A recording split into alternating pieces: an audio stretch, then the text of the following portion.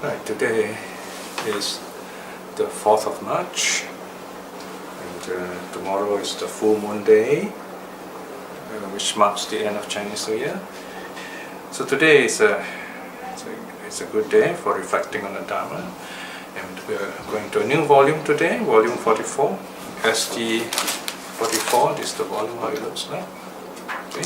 Chapter 1 is an essay, Silence and the Buddha. The theme of this volume is solitude and silence. So here in this essay, it's an essay, as you know, in this series, a cross-section where we survey the various suttas, various teachings, and whatever is connected with this theme that we have, we will study them in that way. Well, silence is a very important theme in early Buddhism. It ranges from physical silence to meditative silence, and you might even say to the silence of nirvana. So it's got a wide range of meanings. Sometimes scholars of religion use the word efficacy, ineffability to denote the difficulty of talking about religious experience. There are many kinds of religious experience, or even religious experience itself is very difficult to talk about, even impossible to talk about, because we are talking about experience. Imagine you're looking at the sunset, it's so beautiful. How can you really talk about the sunset? You have to be there to see it.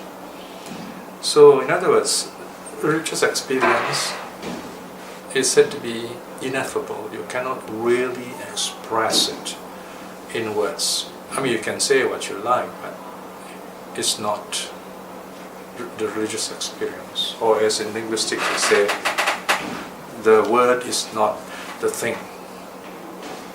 But then again, if we do not speak about these things, and nobody will know, nobody will be inspired, other people will not be interested to discover how to have this religious experience, especially when this religious experience liberates us, frees us from suffering, especially in the case of early Buddhism. So you have ineffability, the impossibility to put into words of the religious experience on one side, and then you have in religion you find there's a lot of talk also, very prolix texts, long texts, complicated texts. So you have silence as well as words. And this is very true. In Buddhism, you have the Buddha, for example, teaching for 45 years. You might say for every day in his life, he's teaching the Dharma. Of course, some teachers try to say, yes, the Buddha has been talking for 45 years, but actually he said nothing. These are very nice ways of talking, of course, but I'm not sure how helpful they are unless you reflect and try to understand what does it mean that the Buddha didn't really say anything. The Buddha, of course, did say something. He said a lot of things during the 45 years. And you find sometimes religious teachers play on words. And the idea is for us to think what's going on there. When religious teachers play on words, they are taking a very bad risk in giving incomplete teachings. Because if you stop there and you say, wow, that's great, and you just go back with a blank mind, it's not very helpful at all. So in other words, you got to ask yourself, why does the teacher say this? What does it mean? How is it that Buddha spoken for 45 years and said nothing? Right? So here we have two levels of language. Under normal circumstances, conventional language, yes, the Buddha said a lot of things about the Four Noble Truths, Eightfold Path, dependent arising, and so on and so forth. But ultimately, what do those monks do? The monks, they learn all these teachings, they learn to clear their minds, let go of the mental hindrances, get to deep meditation, then total silence of the mind. In that sense, the Buddha is not talking anything, because the Buddha is talking about mental peace. The Buddha is talking about the silence of nirvana. Okay? So we must be very careful when teachers talk in this way. They use words which have a different meaning. So this is where we ourselves are very careful when we go around saying, oh, you know, the Buddha spoke for 45 years but he said nothing. It sounds very grand, but we are carried away by the emptiness of it instead of the fullness of it. So we have to, in other words, say these things at the right time. They are like icing on the cake. You don't just spread the icing. You don't just eat the icing like that. It's not very healthy. You spread the icing on the cake. There must be the cake in the first place. So this is where, again, as I said, words can be used in so many ways. And it is this very saying, the Buddha didn't say anything, is sometimes confusing. And this is where we need the silence, in other words. So you find in Buddhism there are many schools. Take Zen for example. Zen likes to say that it is a teaching that is transmitted, special transmission outside the teachings, not dependent on words. And yet you find if you go to a bookshop, there are more books on Zen than say books on early Buddhism. There are not many books on early Buddhism.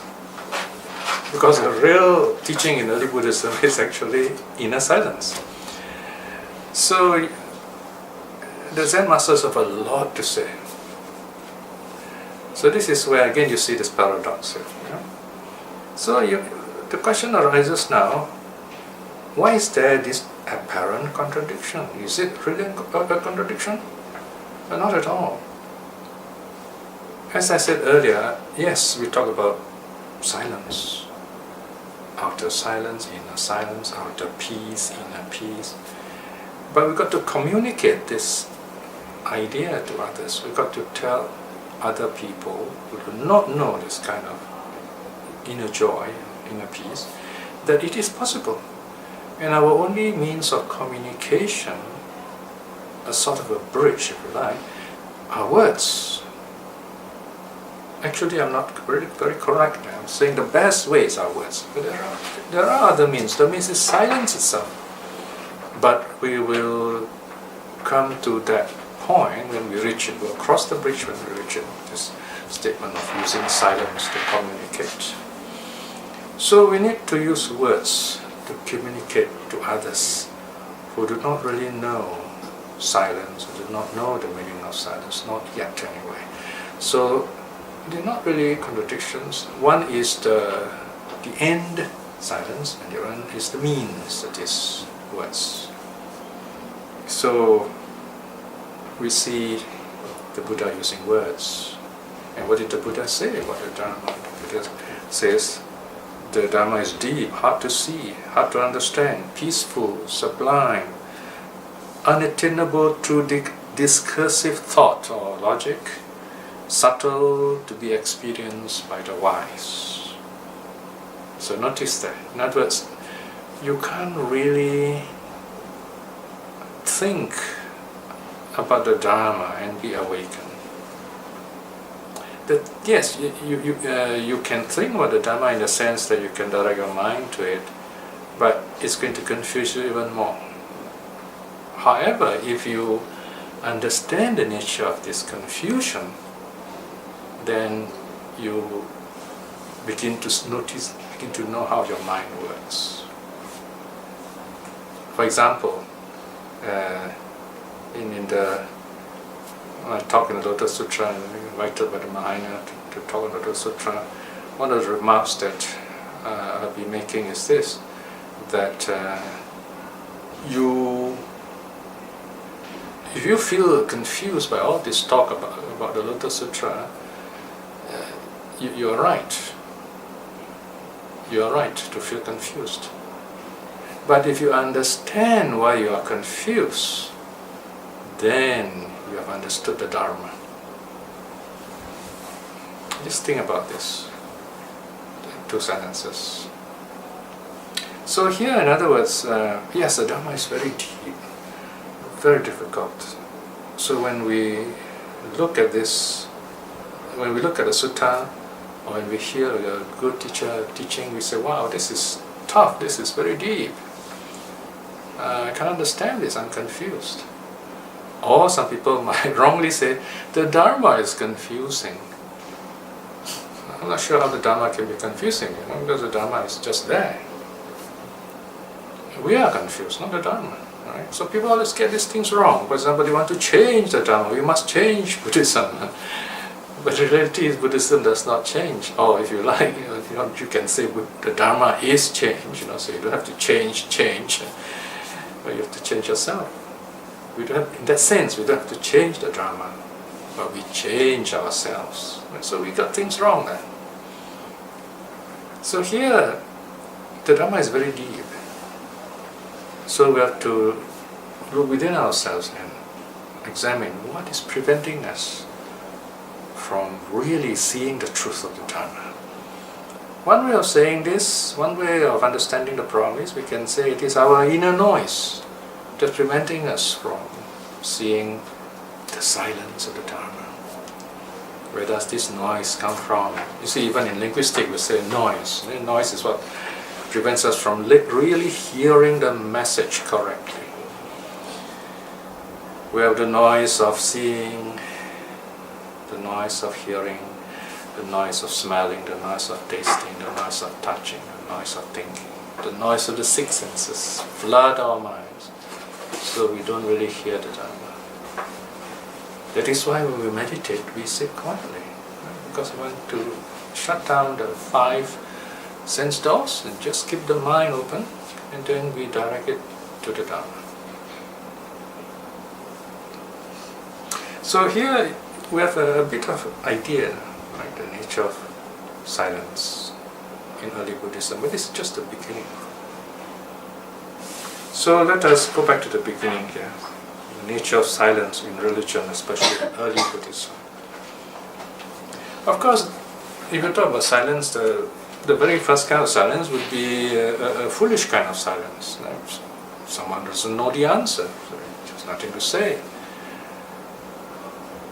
It's okay to be silent if we do not know, as long as that silence prepares us for learning. But there are occasions when we can be silent and we do not know what to do and we're not learning. Right? So that's foolish silence, it's not very helpful. So that's a silence we have to avoid. And then there is also what's called a self-seeking silence. Some people, they wouldn't say anything, they do not want to get into trouble. Why? Because they have some agenda, some plans. So they're being silent, maybe people would think they're nice people, they're good people. Right? So it's not a very helpful silence. In other words, they could have told you, that something was wrong, or you could have done better, they could have given you advice, but they felt, oh, if I say anything, I'll be blamed, and so on. So they just remain silent, and you think, wow, they are really nice people, when they don't really care, or they only care for themselves, in other words. So that's not a very helpful silence.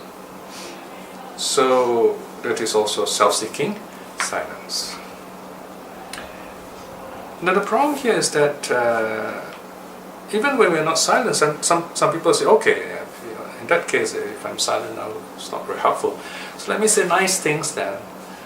So you might find there was one temple forum I went to where there were different speakers, and many of the speakers were really bad. I mean, they just did not know how to talk, and some of them really told very bad jokes, and it's very undharma-like, But what shocked me even further is you have some of the leaders that are going up to all the speakers and always telling them, oh, you gave a good talk, you gave a good talk, So I've told myself, why do they say that? I'm sure they know very well those talks could be improved, Anyways, I suppose the people who are very nice, they just think of themselves. They're not really caring the other person could improve in their talk or not. On the other hand, I knew one of the speakers well enough, a young person, so I told him, I said, you know, you tried very hard in your talk, but these are the things you could do to improve your talk. And he felt very good, very thankful about it. So, in other words, it's so wonderful if someone can give you a feedback and tell you how you can improve yourself. When I was a student, when I was a young monk, I always welcome this kind of feedback. It's so wonderful when people tell you how you could improve yourself. And you find this is how you learn. So this is one way of becoming a better speaker, a better person. When someone tells you something is wrong, you listen carefully and then see, is it true? If it's true, how do you correct yourself and develop yourself? So in a sense you might say that is the silence of humility, if you like, because you're willing to learn and change when you are given the feedback. But it's not always like that, because sometimes people can tell us things, or people can be silent, but either way, whether you talk or you're silent, people still blame you. Then again, we should not be unhappy, because people are of different nature. So we take it as it comes. We push away the negative aspects of this kind of feedback by cultivating, maintaining loving kindness within us. So we just deflect all those negative energies if they are there, and we begin to understand people better, why they are like that, why they are unhappy, no matter people are talking or people are silent. Surely there must be some reason, and as our wisdom grows, we will discover the reason. And maybe in the Dhamma talk we carefully talk about it using stories, illustrations, and quotes from the suttas, and inspire people to understand themselves.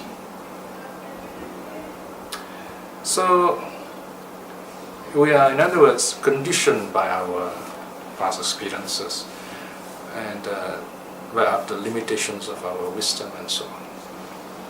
So if we know that, then we want to learn. I remember when I was a young boy, I was so curious about all the religions that I knew, and I tried to study them all, read them all out, go to the various temples and mosques and churches.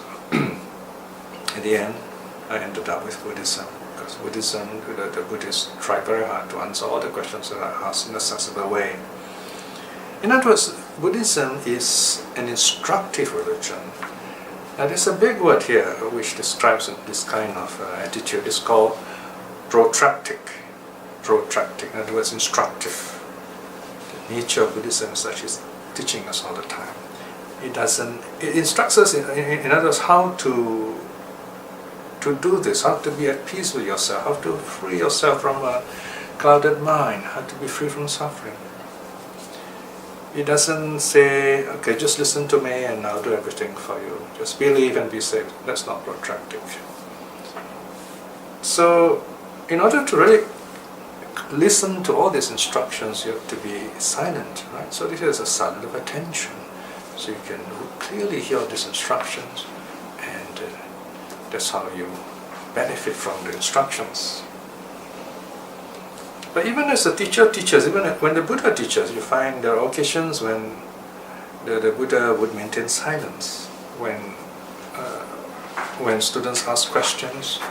So the questions are wrongly put. So here, in other words, silence helps, yes, but there are occasions when we are listening and when we do not understand a certain thing, you have to question the teacher. Or reflecting on the teachings, or looking around, we wonder what's going on and we have certain questions. So we phrase the questions and we just ask the teacher. Now, so the Buddha has different ways of dealing with this kind of situation. And one of the ways is responding with silence. He won't answer the question because it's wrongly put. So this is the famous silence of the Buddha. Now it's not an easy silence, because by modern standards you find it will be rather awkward. Let's say you go to a professor and you have this very important question. The question is wrongly put and the professor remains silent. He won't answer you, right? So you might find it a little awkward. But it's not exactly like that, because the Buddha's silence is also instructive. It's not saying you're a fool and you should be asking such questions. No, it's not like that at all. That silence is simply telling you, please think about the question again. Rephrase the question. In other words, there's a lot more to discuss. And maybe at the right time we're going to talk about this. And normally in the suttas you find the Buddha maintained the silence, and then someone else, usually it is Ananda, who will either question the Buddha, ask why the Buddha is silent, so that we today know why the Buddha is silent, and there is his instruction. Or the Buddha, Ananda would actually explain to the other party why the Buddha is silent. So some very interesting situations here with the Buddha use of silence. The most famous case, of course, is that of the Buddha teaching Vacchagotta, recorded in the Vacchagotta Ananda Sutta, right? Some of you may have heard of this famous sutta from S44.10. Vacchagotta goes to Buddha and asks this notorious question: is there a soul? Is there a self, atta? The Buddha, of course, was silent.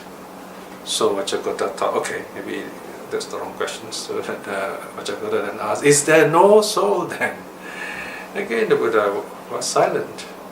So here you have yes and no, both are asked. In both cases, the Buddha was silent. So Vacchagotta went away.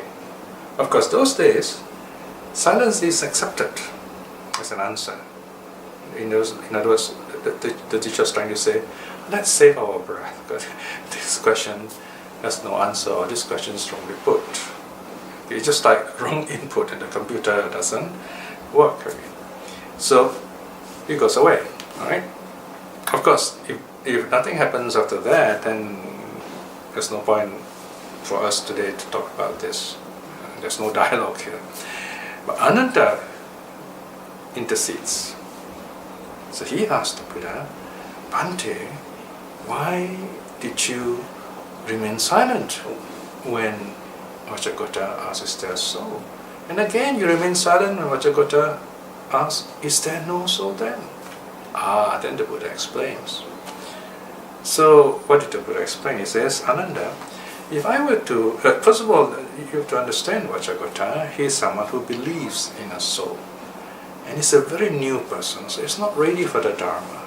You might say that he has a very strong opinion about the soul. Maybe it is so important that he believes there is a soul. If not, he probably feels devastated. And there are people who place so much value and premium on a certain idea. And if you try to prove that idea wrong, they'll be devastated. They could be psychologically unhinged even. In other words, he's not ready for the real answer. So the Buddha was silent.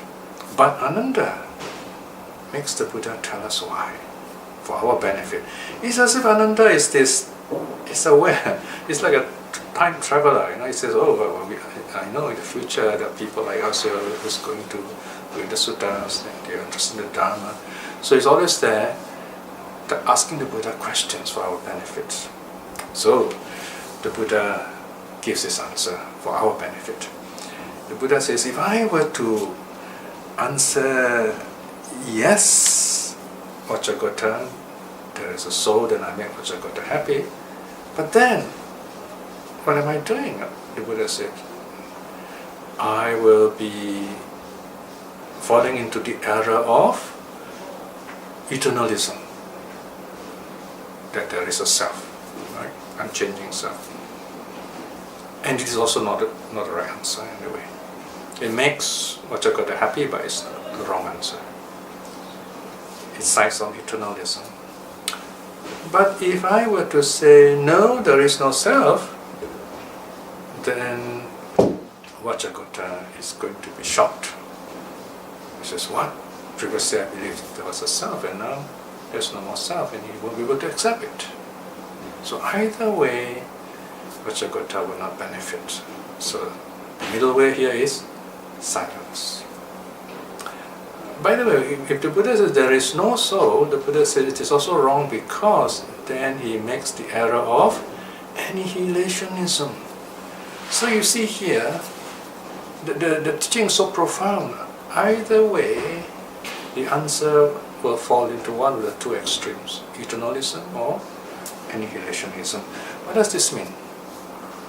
Eternalism means we believe there's something eternal, something that survives death and goes on forever, like a soul, an essence of something. We don't have that idea in Buddhism. The Buddha says no such thing. It's not that the Buddha invented this idea. It's just saying, you look around, you don't see these things. Why? Because first thing is, everything is impermanent.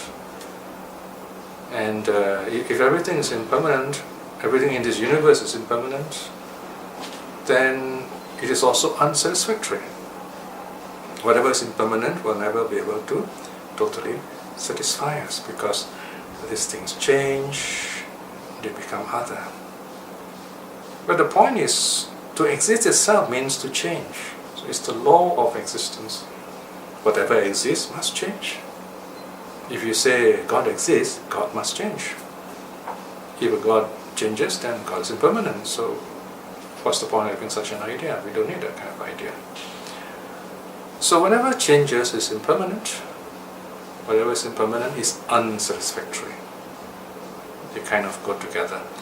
Now let's join these two ideas together. Whatever is impermanent and unsatisfactory, take for example our body. Our body is impermanent and it is not fully satisfactory. Why? Because we fall sick, and our eyesight may fail us, we feel pain and so on. There is no self, we have no real control over this body. Self, in other words, is like a controller. You can say, okay, I won't suffer. A kind of permanent thing. It doesn't make sense to say something is permanent and unchanging. Such a thing cannot exist. Except metaphorically speaking. For example, we can say, oh, change itself is permanent, perhaps, just a way of talking. So whatever is impermanent is unsatisfactory. Whatever is impermanent and unsatisfactory has no self, no essence, nothing in it that is eternal, in other words. So that is eternalism. So the Buddha says this is an idea we must avoid, eternalism. But sadly today, even in Buddhism, you find there are very strong traces of eternalist ideas. In the Mahayana, for example, you hear people talking about Buddhas that have existed long ago, even before Gautama's time. The Buddha were never born and never died. They were eternal Buddhas. And there are paradises, Eastern paradise, Western paradise, Northern paradise, Southern paradise. And these places, or these, whatever they are, seem to be eternal also. And then there are conceptions of those cosmic bodhisattvas who also seem to exist beyond time. In other words, they are eternal. So, in other words, if you think about these ideas, which are later ideas invented after the Buddha's time, these ideas are wrong because they're based on eternalist ideas. They're eternalist ideas. So these are ideas we should not practice. They're not very helpful at all.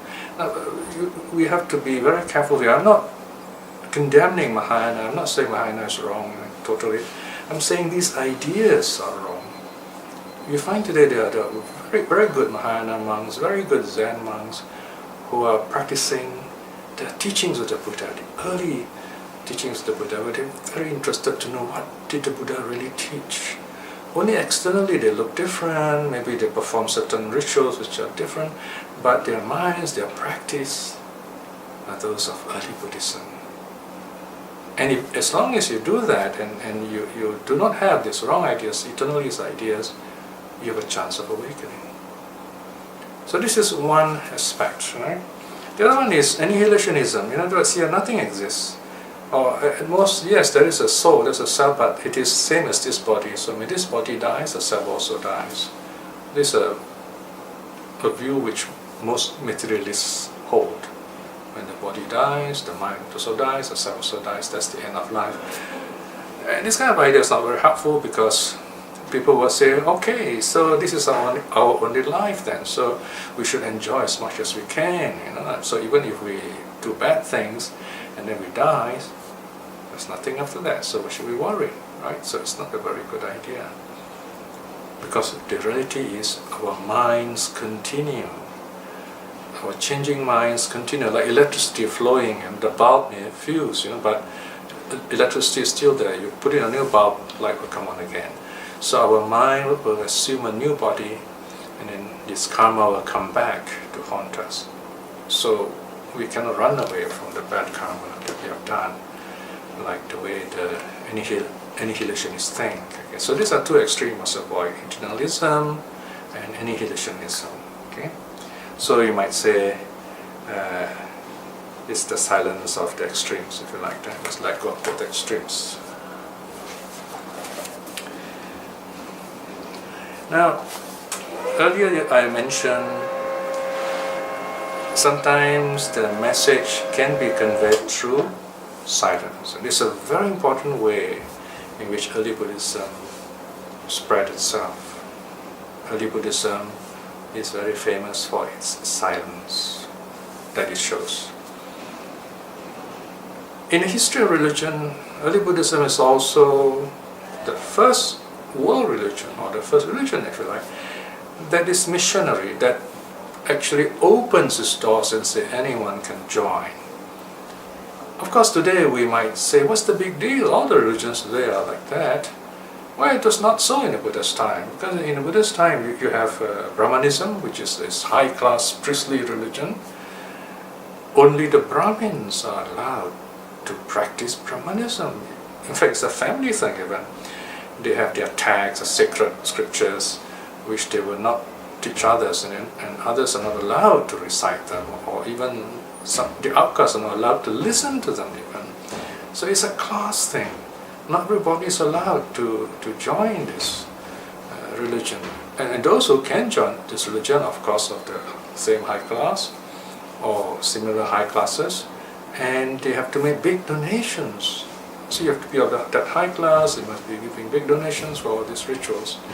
It's like those days, in the colonial days, when going to church is a class thing, You go in your Sunday best, nicely dressed, so that people see you, okay, you belong to this ruling class or the affluent class and so on, right?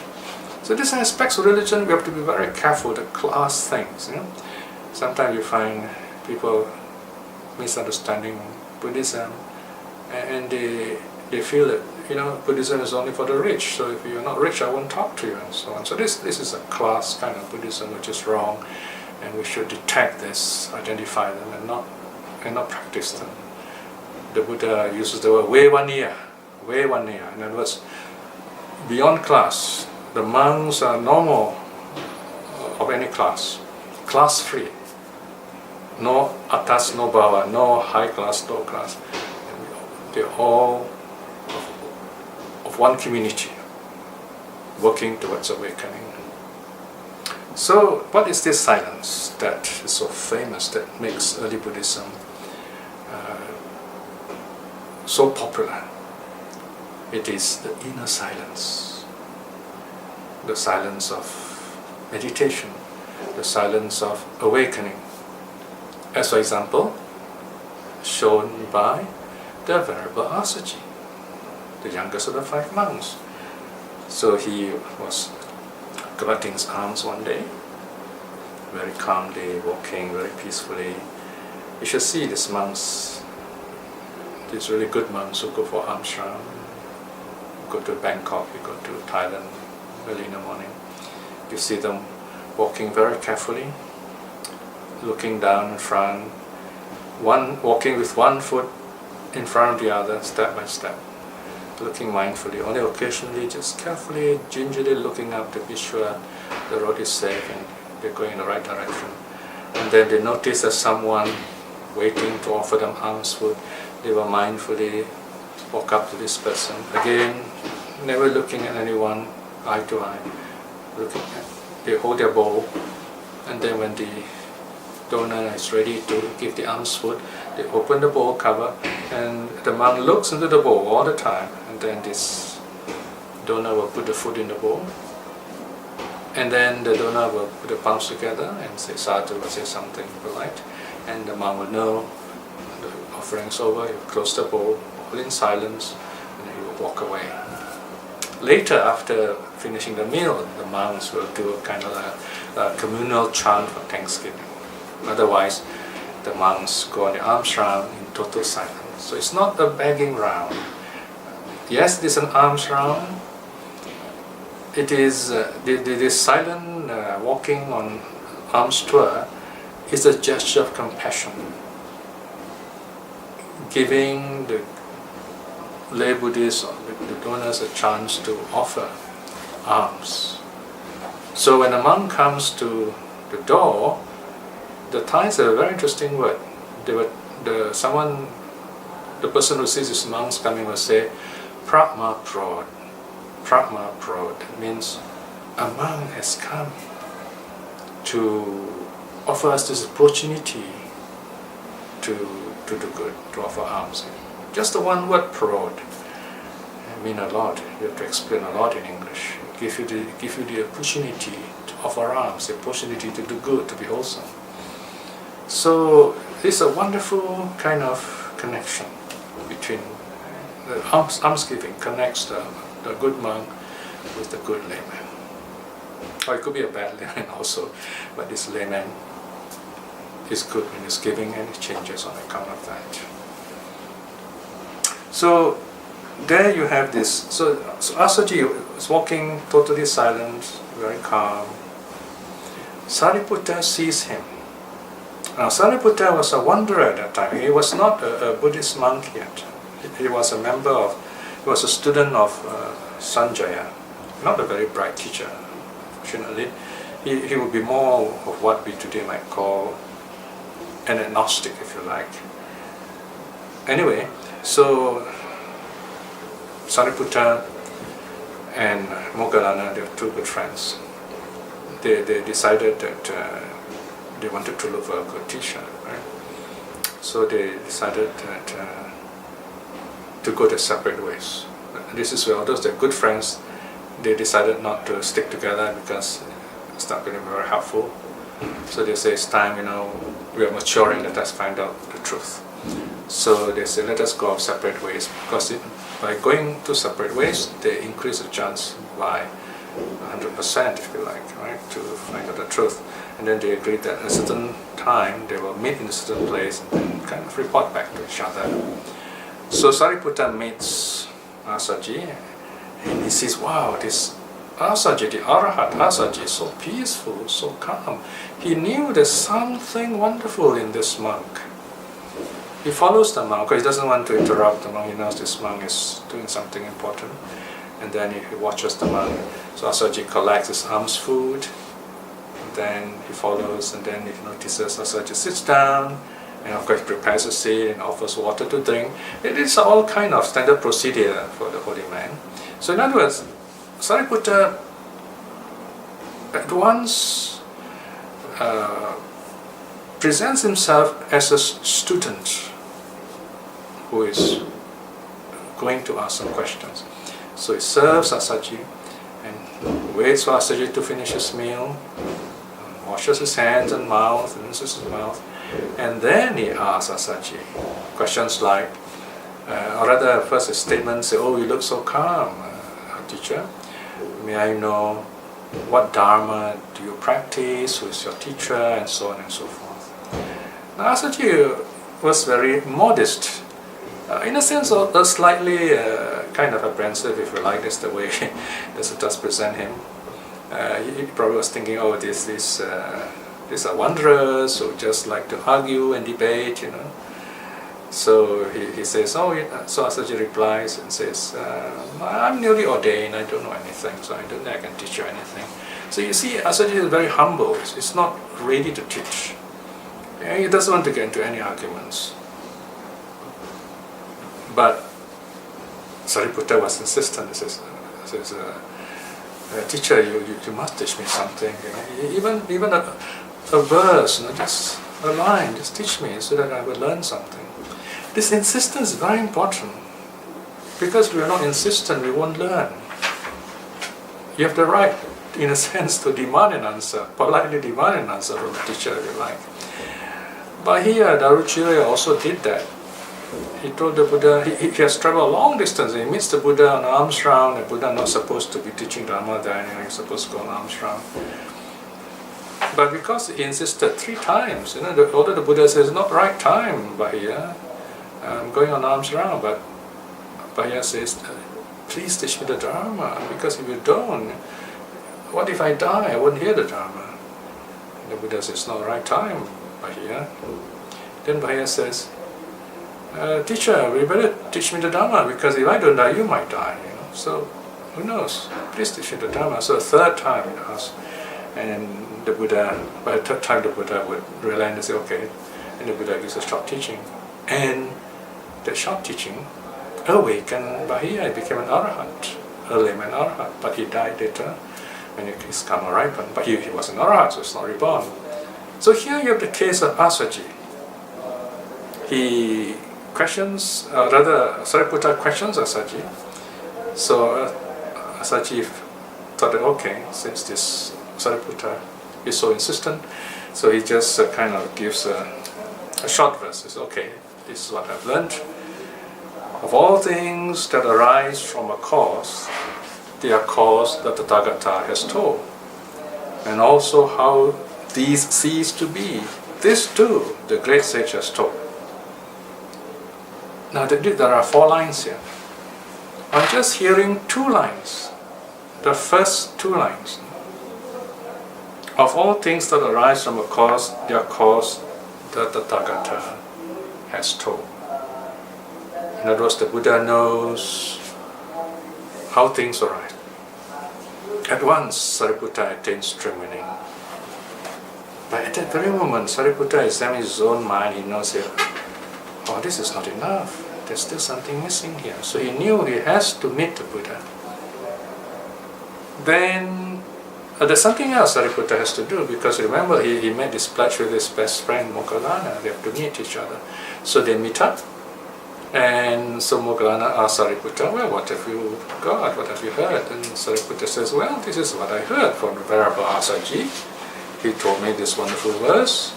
Of all things that arise from a cause, they are cause that the Tathagata has told.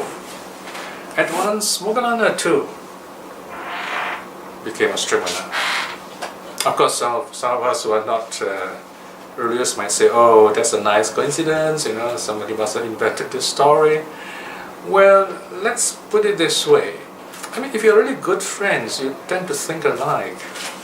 I read in a newspaper recently, there were triplets, okay? They all kind of sat for the same exam, and they all got the same results, okay? So my point here is that if you're spiritually inclined and you're good friends, you probably go the same way. So it's not surprising that both Sariputta and Moggallana attained stream winning by listening to just the 2 lines of the famous Hetupabhava verse. And all of this because of Asaji's silence. So here, in other words, you see in Asaji, number 1, Asaji is showing this inner silence, which is recognized by Sariputta. When Sariputta questions Asaji, Asaji still does not want to say anything, so there's this outer silence. But through the insistence of Sariputta, Asaji breaks his silence, and that's compassion. And it tells him just 2 lines, which is enough to awaken him as a stream winner. So you find you don't really need to know much about the Dharma. Just a few lines, if it strikes you and you think about it, it changes your life. So when we look through all these tons of words in the suttas, we're just looking for the key. We don't know which one. It just come one day. So in other Buddhism, in other words, there is no secret teaching. What does secret teaching mean here? Secret teaching means the teacher will not teach certain things when the student is young. The teacher will hold back something, and then the last moment when he's going to die, is going to whisper it to the elder student and so on. There's no such thing where the Dharma is concerned. Everything is overboard, everything is upfront. The Buddha has taught us whatever that needs to be taught during the 45 years. So the Buddha says, I have no clenched fist of a teacher, no secret teachings. So this is, there's no this kind of silence, okay? The silence of secrecy, no such thing. There's no inner Dharma, no outer Dharma. In other words, there's just Dharma. And the Dharma is something that liberates us. Now, there is something very interesting here. Although the Buddha said this, there is also the situation where the Buddha does have a clenched fist. But it is not the clenched fist of a secret teaching. It's just the opposite, actually. And this situation is found in the Sinsapa Sutta, S56.3. I'm sure many of you listeners know this famous teaching, but you might not know the sutta name, which is Sinsapa Sutta. The Buddha was in a Sinsapa forest of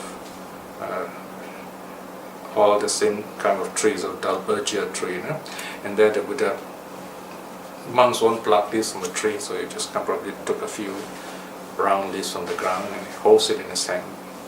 He clenches his fist, so it's got a few leaves there. And I suspect, although Sutta doesn't say how many leaves, I would say there probably are 4 leaves there. Let me tell you why there are 4 leaves. Oh, I don't have to tell you, you will know after what I've said in a moment. The Buddha holds his leaves in his hand to the monks before him and says, "Monks, are there more leaves in my hand, or are there much more leaves in the trees?"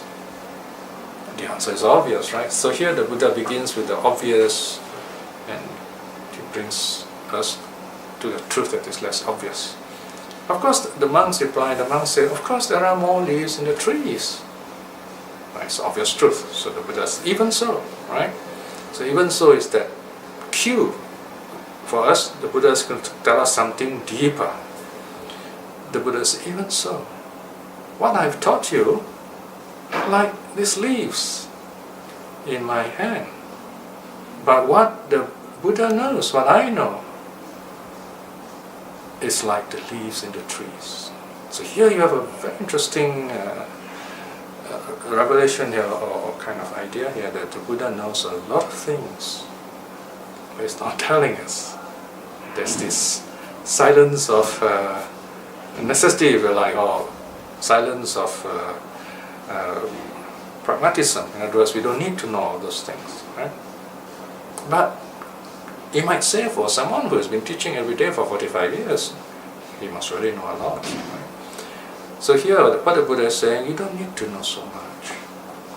If you can understand just these things, just a few things, they will liberate you. And then the Buddha famously says, what are these 4 things?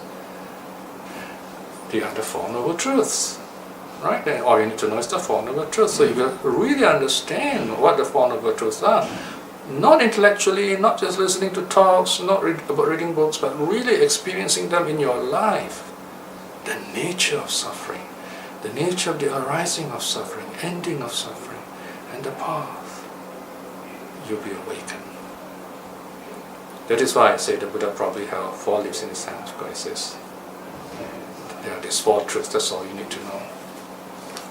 So you can also call this the silence of knowledge, if you like. There's so many things you don't really need to know, just this bit about the 4 Noble Truths.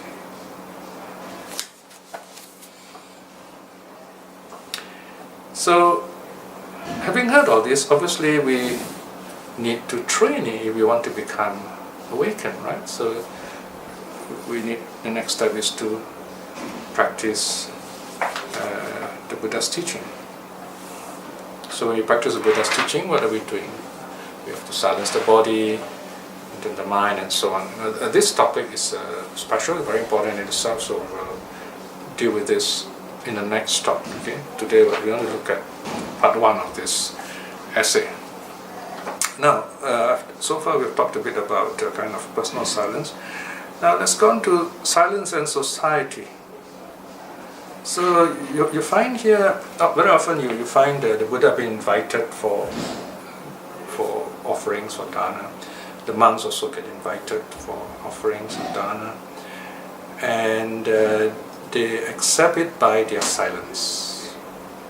They will never say, "Thank you, I'll come." No, we don't say that. They say, by silence, they know that the Buddha or the monks have accepted it, right? Today I've not seen any monks practicing this, because this is just a social convention, I suppose.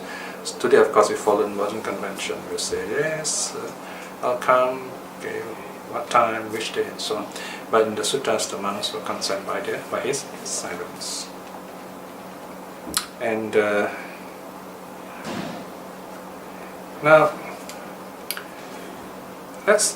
in the next section you find another social aspect of silence is when to speak and when to be silent, right? So you have the silence and the minority. Okay? So there is a sutta here called the Chora Raja Sutta. This sutta is quite direct. The sutta says, when the king is weak, then the thieves in the country will abound and mess up the country. Okay? So in other words, the leader, the teacher must be good, must make sure things are right. So in other words, if you are good, you cannot afford to be silent. If the good are silent, then the bad you hear the voices of the bad. So in other words, you have this silent majority, and then the good people are the majority, but they are silent. So even the bad by the minority, they will be messing things up. Now, on the other hand, what if the good are in the minority and then the bad are in the majority? Then again, it's difficult for us. For example, I mean, if you look around today, if you're really interested in Buddhism, what kind of Buddhism do you see around you? You see mostly the ritual Buddhism, for example, Tibetan Buddhism, or you see the philosophical kind of Buddhism, Mahayana Buddhism, and so on. And you see ethnic Buddhism. Where is the Buddha's Buddhism? Where is the teaching of the Buddha that we can get directly, very simply, so that we can practice without all this, too much of these external forms, without the unnecessary rituals and so on? It's not easy, because religion is very well organized today. If you have a lot of money, you can build up your organization, use computers, and just spread whatever you believe in. The Japanese are famous for inventing new Buddhisms, from the time of Nichiren to the modern times. Well, not only the Japanese, even the Chinese were doing this in the Song dynasty. They were inventing Zen, all kinds of Zen and meditation techniques. In fact, many of the things we practice today came from that time, and we don't even know the real history behind what's going on with all these methods that we are practicing. So in other words, it can be very difficult for us when the majority are talking about things like arahats need to become Buddhas. Arahats are not fully awakened yet, they still need to become Buddhas. This is a serious wrong view. Arahats are already awakened, they've attained Buddhahood in a sense. They don't need to become Sammasambuddha, they just have one Sammasambuddha and that's enough. So once we have this kind of majority who teach these things, it's going to be very difficult for us to know early Buddhism. So what do we do here? Do we keep silent? Well, even where the majority is the voice of wrong view, even one voice that speaks up, and you speak clearly, even though it's a voice in the wilderness, today it will still be heard. Silence cannot be heard, but even a single voice can be heard. Remember, the Buddha's voice was a single voice, and he is heard even to this day. So we should never give up hope, although the majority have wrong views, and we are looking for the truth. We must go on seeking. Never give up.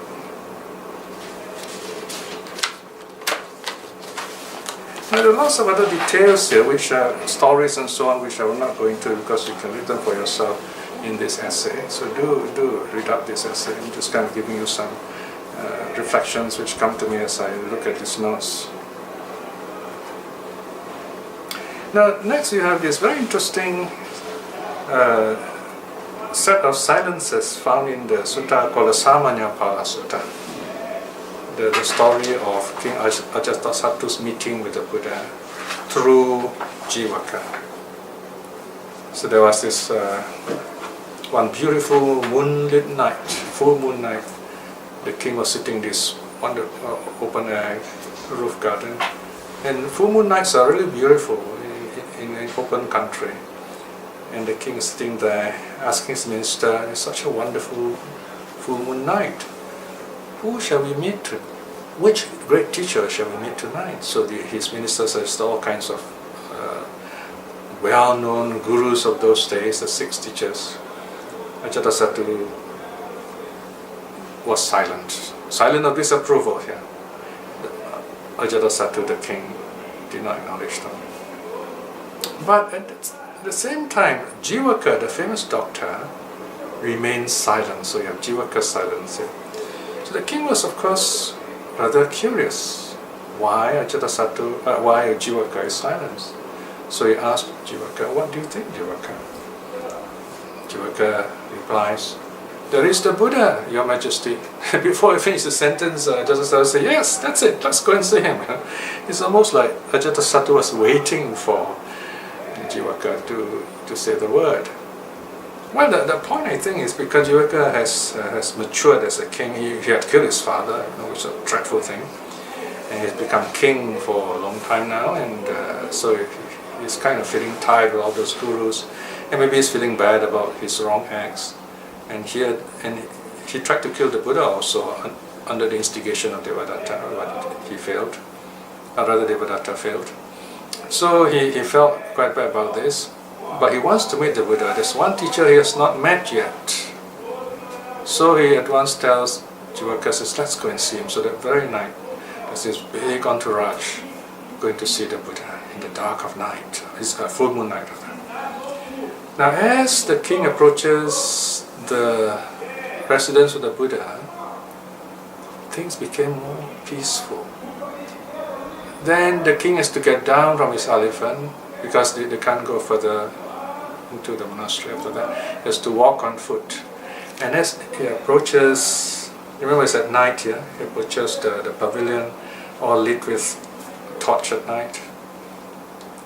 He suddenly felt there was this overpowering silence. He was terrified by this silence. His guilt arose in him. He killed his father, tried to kill the Buddha. So suddenly he was terrified, and he whispers to Jivaka, he says, Jivaka, what is this? This is so quiet. Are you planning to assassinate me? Is this an ambush? And of course Jivaka consoles him, reassures him and said, no, Your Majesty, just look ahead. You see lights, you see people there, that there are lamps there burning. Now the word there are lamps there burning is a very interesting sentence. Deepa jayanti. Lamps are burning. But if you can also translate in another way, Deepa also means island. The islands, jayanti, are meditating. Of course islands don't meditate, but here we know the famous quote by the Buddha before he passed away, be you an island unto yourself. Be a refuge unto yourself, take no other refuge. When we meditate, we're an island unto ourselves. In other words, in this ocean of storm, this island is a safe spot, in that sense. So those islands are meditating, the monks are meditating, and the Buddha is sitting leaning against the west wall, facing the east, facing the monks. And there were 1,250 monks there, quite a lot of monks, all looking almost alike. So suddenly, I suppose all the Ajatasattu saw was a blaze of yellow and bald heads. So he couldn't see the Buddha. He said, "But where's the Buddha? I can't see the Buddha," he says. So you have a kind of psychological blindness of Devadatta. Then Jivaka says, "There he is, leaning against the west wall, facing the east." Right? And then he notices. So here, Jivaka has a spiritual friend who guides him. So he meets the Buddha, he talks to the Buddha, and the Buddha gives a long discourse in the Samanyapala Sutta on the three trainings. If Ajatasattu had not killed his father, he would have at least that day, that at the end of the teaching, he would have become a stream winner. Unfortunately, because he committed this terrible, this heinous crime of killing his own father, the guilt was so strong he just couldn't benefit from the Buddha's teaching in that life. But he felt happy anyway, okay? And he's going to benefit in the later life. So in other words, if we do too many bad things, we're going to take a long time, in other words, to find this freedom. So here we see you have Ajatasattu's silence, Jivaka's silence, and the Buddha's silence of wisdom. All the three silences are kind of mentioned in the sutta.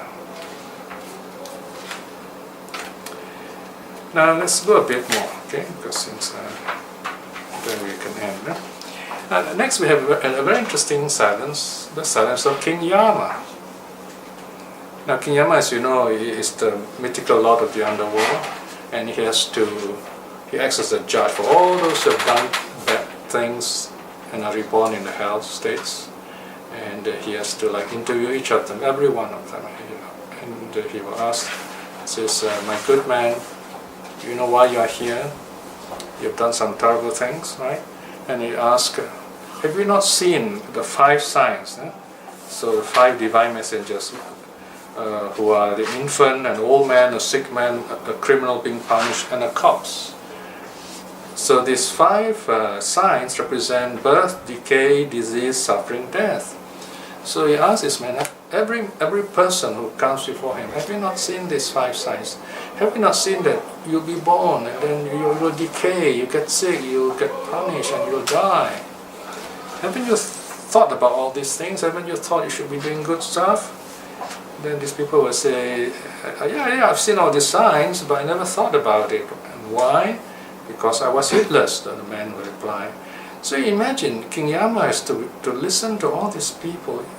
I mean, how many people die in a day? There's only one King Yama, as far as we know, and he has to hear millions of people every day saying the same thing again and again.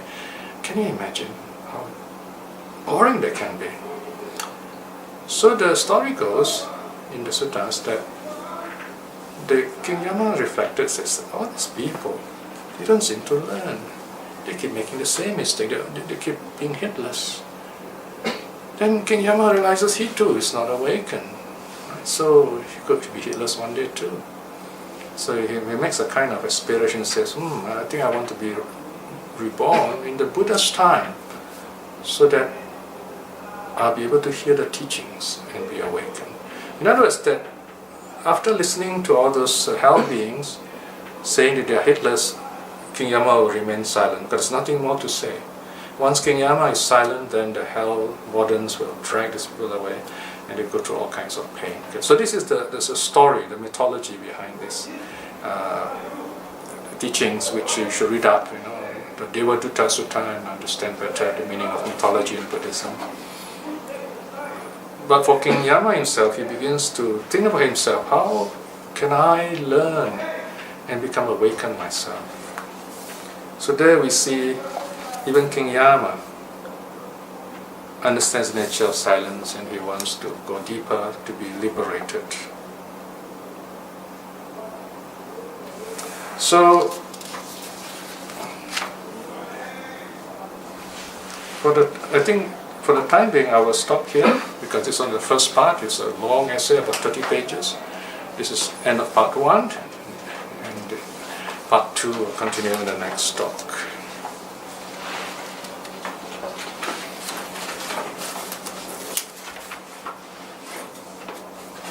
Let us do a short reflection. Today we are reflecting on the silence of the Buddha. In our busy lives, we often feel so good when we have a silent moment to recover, to heal, to learn and to be at peace with ourselves. The Dhamma offers us this wonderful moment of silence. Every time we look at a sutta, we renounce the world momentarily and we enjoy the inner silence of the Dhamma, so that we can clearly see the Buddha's teaching and head for liberation. Reflecting in this way is wonderful good karma. With the power of this karma, may we attain spiritual liberation, especially stream winning in this life itself. In this moment of peace too, may we send out our loving kindness to all those people who are seeking the truth, all those people who are working hard to spread the true Dhamma. May also all those who have wrong views about the Dhamma or who are untouched by the Dhamma see the Dhamma for themselves and clear their minds and be happy.